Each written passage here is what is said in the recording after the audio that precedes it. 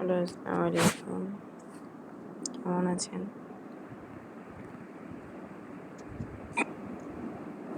শুরুতে আপনাদের দেখে নিচ্ছি চারপাশের প্রাকৃতিক সৌন্দর্য আর আমার শখের ছাদ বাগান।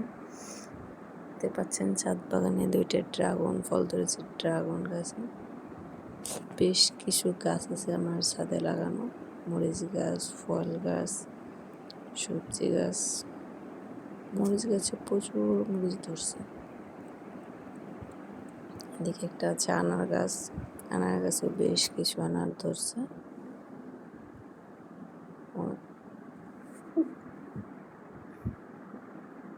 এদিকেও অনেক মরিচ গাছ আছে। মরিচ গাছে অনেক মরিচ পেকে গেছে। এটা লেবু গাছ। লেবু গাছে অনেক লেবু ধরেছে। এটা মালটা গাছ। মালটা ধরেছে বেশ কিছু। এখানে আছে মরিচ গাছ। এটা পাথরের মরিচ বলি আমরা।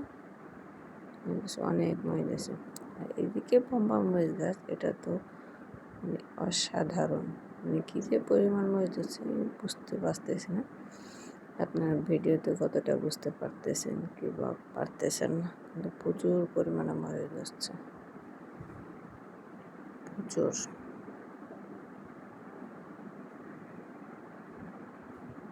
অনেক অনেক মরিচ। আর এদিকে একটা আমার অনেক দিনের শখের একটা ফল গাছ, আর সেটা ফার্স্ট একটা ফল আছে।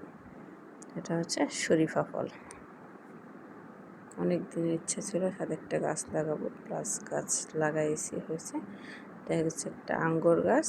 এটা হচ্ছে যে কক্সবাজারের সেই বিখ্যাত ফ্যাশন ফ্রুট গাছ, যেটা আমার ছাদে লাগাইছি। এটা হচ্ছে একটা থাই সবেদা গাছ। সবেদা গাছে বেশ কিছু সবেদা ধরছে।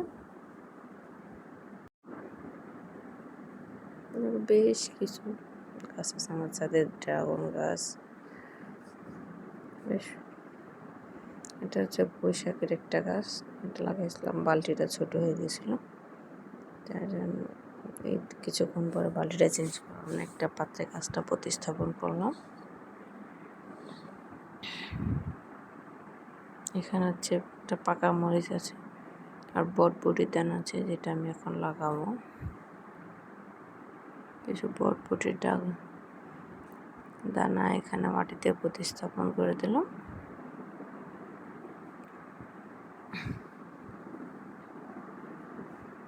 বেশ কতগুলো দানা ছিল।